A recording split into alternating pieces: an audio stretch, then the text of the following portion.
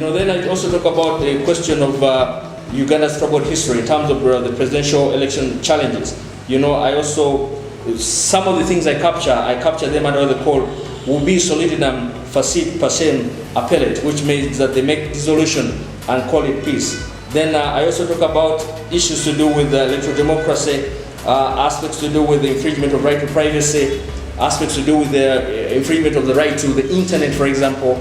I mean, how many times have the internet been closed down? Probably even up to now, Facebook is maybe not even accessible. So the argument of those in terms of the law, what is the law? What does the law say? How are we supposed to talk about that? How about the Computer Misuse Act? Those aspects. How about the introduction of the 12% exercise duty on data? So those are aspects that I want to talk about also in this particular component. So I urge you that this is a must read for anyone who wants to have peace with constitutional law in as far as constitutional jurisprudence is concerned in this country. So this is a must read. Then I go to another new level area, which I call the law of forensics, which we call a proof beyond the shadow of doubt.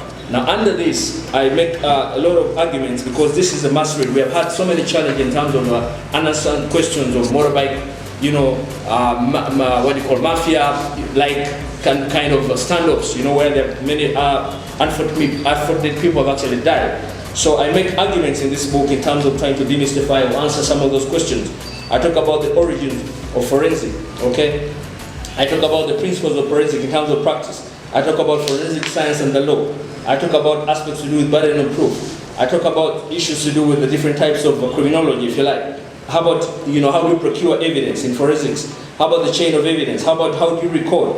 Aspects to do with the different types of evidence. Aspects to do also with the criminal proceeding in terms of forensics.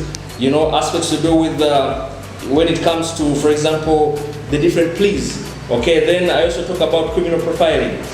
Aspects to do with logic, reasoning, and methods of criminal profiling. I talk about aspects to do with the forensic pathology, which is also important, and the different types of forensic pathology in terms of the state, in terms of medicine, and medical jurisprudence, if you like, aspects to do with the self-induced or automatism.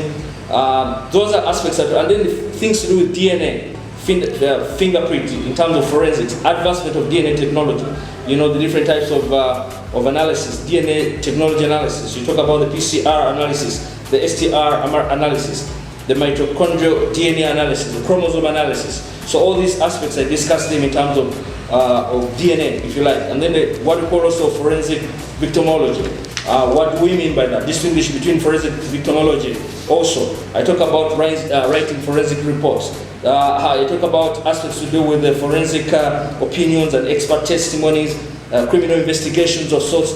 So this book is a must read for every person who's interested in trying to solve these so-called cold murders that this country has actually been engaging in, whether it's poison, whether it's bullet shots, or whether it's unanswered deaths. This is a must read because it's going to be able to, it's a tool mark, or it's a tool for every serious person who wants to have answers in terms of investigative or criminology of sorts. So this is important. So it's about 19 chapters, so I cannot have enough time to go into the liberties of everything, but you can readily find it, as I said, on our website as well. Then we have another one that is just coming in. It's called Demystifying the Order from Above.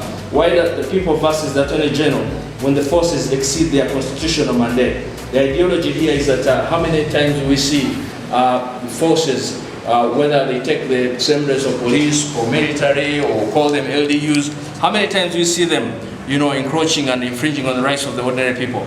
Do we have, a procedure in terms of how they're supposed to do their things?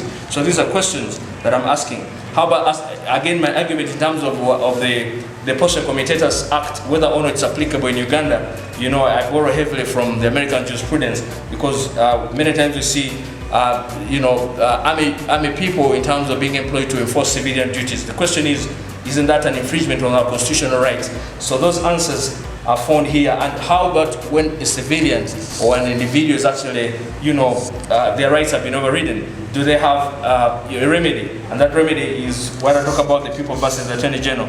The Attorney General being a representative of government, and therefore the right constitutional body to sue when it comes to infringement of personal rights, if you like.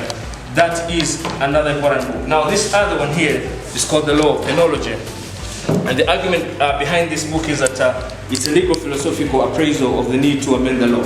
Why we talk about penology? Because, and it's called I can't breathe. Some of you probably know where that phrase comes from. The argument here is that we have instances, for example, where the law, in spite of its doing good job, is actually becomes an ass, to use Charles Dickens' words. The argument here is that there are certain aspects of the law that need to be amended, whether in terms of marriage, for example, what we call, for example, in the law of rape, where we're saying the power differential can equal, rape, or can equal coercion of sorts. Those arguments I present in these books. There are many, many other things, but I don't want to preempt. I want to encourage you so that you can have the importance of actually going back and finding these books. As I say, all these materials are readily available on lubogo.org, and you can also find them at suegenerislawup.com. But also, many of these books are readily available in many of the major bookstores in this country, both on digital draft and also Smashwords, and also Apple, and also Aristo, and also Uganda Bookshop, and also in almost all major libraries in this country. Go to Makerere, you find them. Go to Uganda Christian University, you find them. Go to Komba University, you find them. Go to Islamic University in Uganda, you're going to find them. So these are important. Go to KIU, you're going to find them. So this is important jurisprudence in the making. And I've summarized almost all these works in this book that we call the complete works of Christopher Lubogo, which is abridged. We're talking about where I call myself an animus optimum legalis who thrives under animus opibusque parati in a sui generis generation. So this book has almost those components, as I said. We talked about the sui generis law app, the treatise to my learned friend, the history of Busoga, Ubuntu Ulamu and the law, executive constitutional mandate, intelligent design, freedom through law, stuff like that, and then of course these other new books that are coming. So this book summarizes some of the things that we've been doing. So my friends, again, I plead to you that this is a moment that you need to welcome, so that you can become one of those people who will appreciate the components of the law in its reality. So this is the law. This is the law in the making. We're going to change the jurisprudence of this country. We're going to be able to improve in terms of legal, discourse for purposes of appreciating the law and bringing the law to your fingertips. So, my friends, God bless you, and thank you for giving me the attention to explain to you some of the works that the hand of God has been gracious to do. To God be the glory. To God Almighty be the glory. This is not a work of man, but this is an inspiration by the grace of God. So God bless you, and thank you for your attention.